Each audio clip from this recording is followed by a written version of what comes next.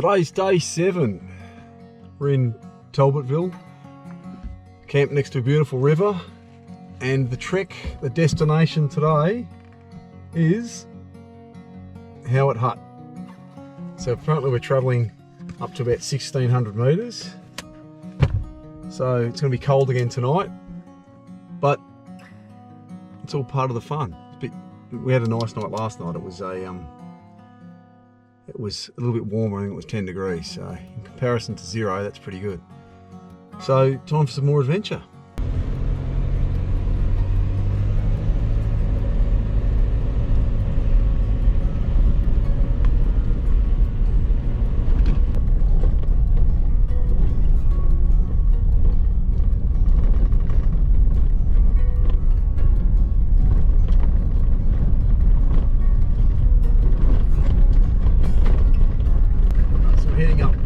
Road, which leads right up the side of a pretty sharp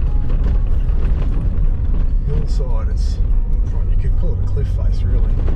See all the rocks. Yeah, it's right on the outside. It's pretty full on.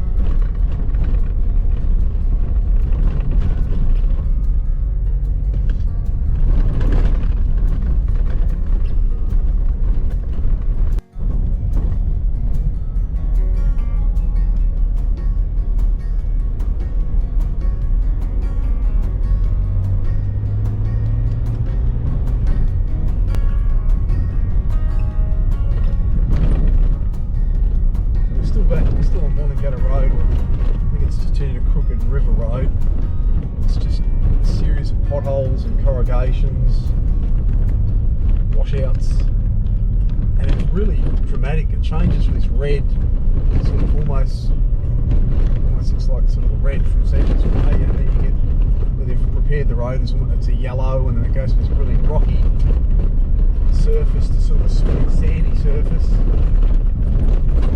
Right now it's a very rocky, rough surface.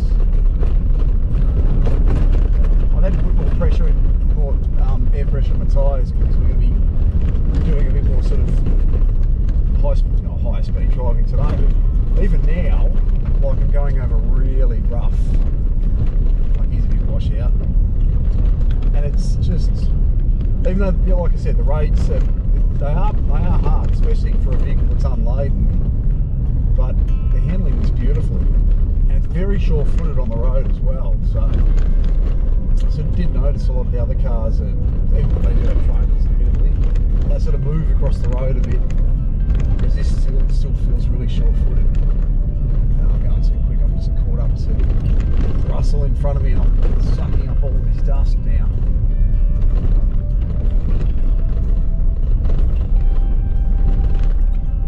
Yeah, the car's going brilliantly, really happy with the shocks. That's not country in the background, Russ. No, mate, it's a bit of full timing.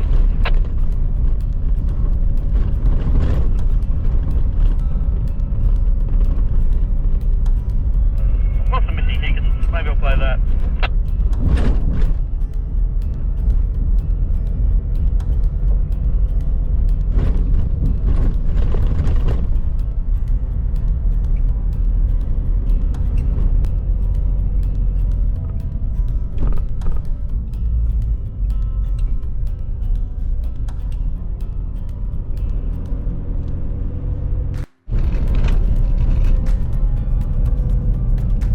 Road, and we just drove past the highest airport in Australia.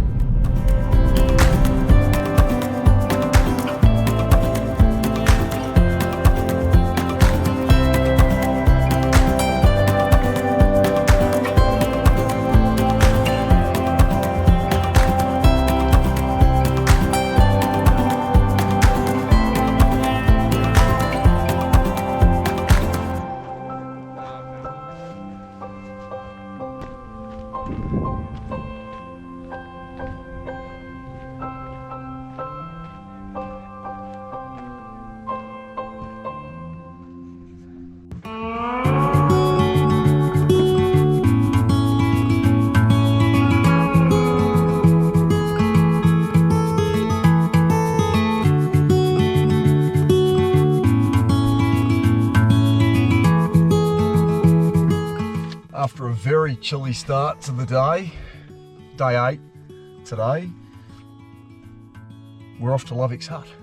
So the car was completely covered in ice this morning. It's sort of still melting across the windscreen there.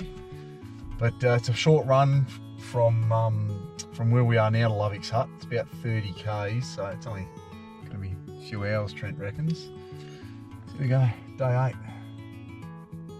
Lovick's hut. And then from there, Lovick's hut tonight, tomorrow off to Mansfield. So that'll be the end of the trip and off home. So it's been an experience. A little rundown at the end of it of my takeaways, but yeah, so far it's been absolutely awesome. I've had a brilliant time.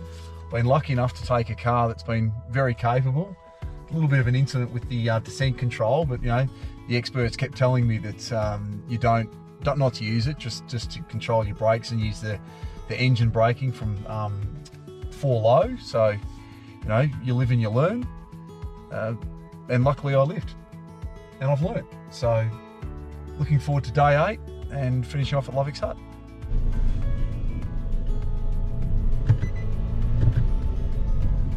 Bit of a slippery downhill section here. So this track, Bluff Track, Billy Goat Track turned into Bluff Track's the last track in this trip. We're going to be camping tonight closer to Mansfield. And there's Levitt's hut. Do have it in my book. Lovick's. Now it's Lovick's hut. So camping tonight at Lovick's hut. And then tomorrow it's off home. So that'll be, tomorrow's gonna be day 9. So it's been a big trip and a hell of a learning curve for me. Yeah, sure, I've been out here promoting KONI shock absorbers and I've driven a lot of cars with KONI shocks in them. And yeah, I'm gonna be honest with you, I don't have a lot of things to compare it to. But it's been an absolute pleasure to drive. Cars handle brilliantly and on and off the road. I've obviously been in the industry for a long time, so I've certainly heard a lot of people talk about the issues they've had with shock absorbers. And I know from reputation and the zero amount of warranties that we get on 90 series that KONI are well suited to this sort of terrain and desert terrain, as Trent from Moon Tours can attest to. Trent's been running KONIs in a lot of vehicles for a long time.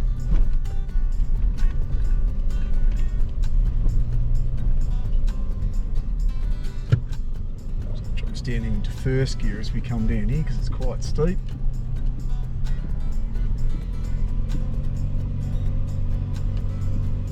After the little runaway I had this the other day, I really don't want a repeat of that. I'm just going to let it putt down the hill.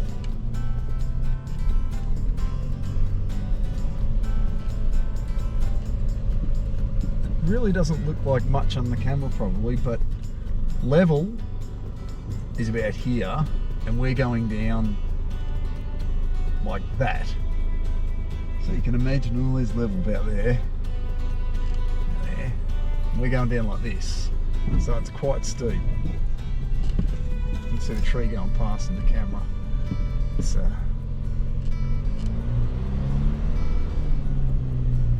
very steep. So what are my takeaways from this trip? Tony, there's a very nice bit of downhill that you'll enjoy coming up. Just turn it down for a second.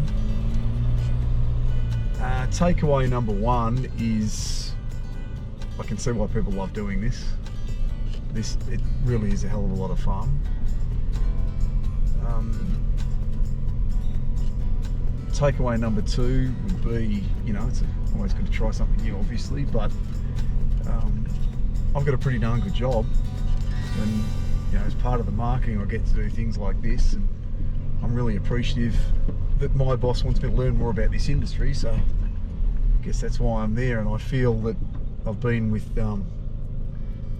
Trent Moon, who's been in the industry for a very long time and knows what he's talking about, and Trent's had Greg Smith with him, and Greg's a wealth of knowledge, and I'll tell you what, I've been tapping into that knowledge the whole trip. He's running support for Trent on this tour, and he's been absolutely brilliant. What a hell of a nice guy. He's taken his time to explain things to me about lines and about car setup, and he really is, and you can tell that he genuinely does care, and he's happy to help out, happy to talk to you, and he's just really is a hell of a nice guy. So feel really privileged to have been on this trip with Greg as well, because I'll tell you what, wow. There's not much he doesn't know about four-wheel driving. He spent a lot of time up here in the high country. He knows all these tracks like the back of his hand, and he's got some great stories to tell as well. I really feel privileged to be to have spent time with him and Trent. So yeah, my biggest takeaways are, it's great to try something new. I can see why people love doing this, and yeah, thanks to my boss for letting me do it. I mean, it was always part of our marketing to get out and really trial the KONIs in this car, but it's just great that I got the opportunity to be the one to do it.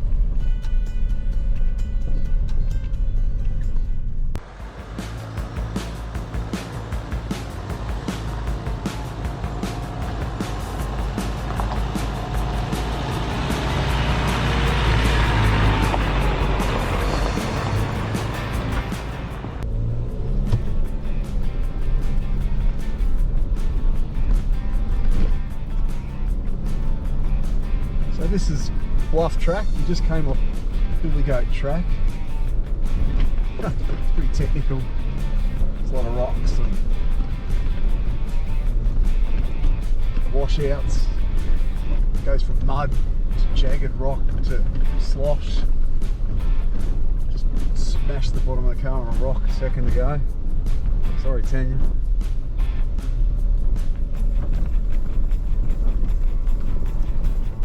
All in all, it's really going through it. I actually had picked up a hitchhiker early on. Just one of the other members of the team. It's in a T van, and she got out to take some photos, and I picked her up. We're going over the bumps, and I apologised for how bumpy it was. She goes, "Oh no, this is lovely. This is beautiful." The other car's quite bumpy, this car's beautiful. I said, we're going to have some pretty big bumps, but when you get the sharp bumps, it's really nice. The cameras are really good, and if you make a mistake, which I'm kind of glad the camera's not inside the car all the time, because I've made a few, where I've sort of hit a rock wrong, or hit a rut pretty hard, maybe gone a little bit too fast in a section I should have been going a little slower in. I brace for impact when the wheel hits the rock, and it's not bad. It just absorbs the bump, and away we go. But still, I noticed yesterday we got on a tarmac section, and I was straight up to 100 k's an hour. I'm going through the corners. Suggested speed through corners 70 k's an hour.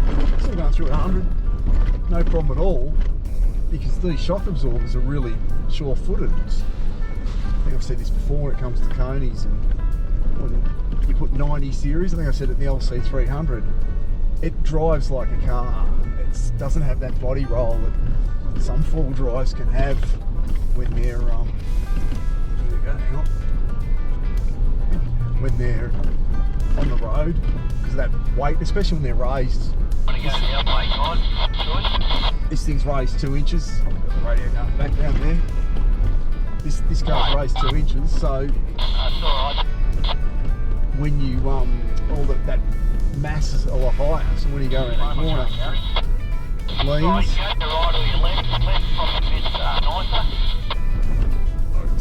Chatting, they're just obviously navigating this tricky spot with the T-vans. Yeah, when you got that weight up nice and high and you go in a corner, the car tends to lean over. But with these KONI roads, it just doesn't do it. It just sits flat. It's beautiful. The handle's really, really nice. Hang on.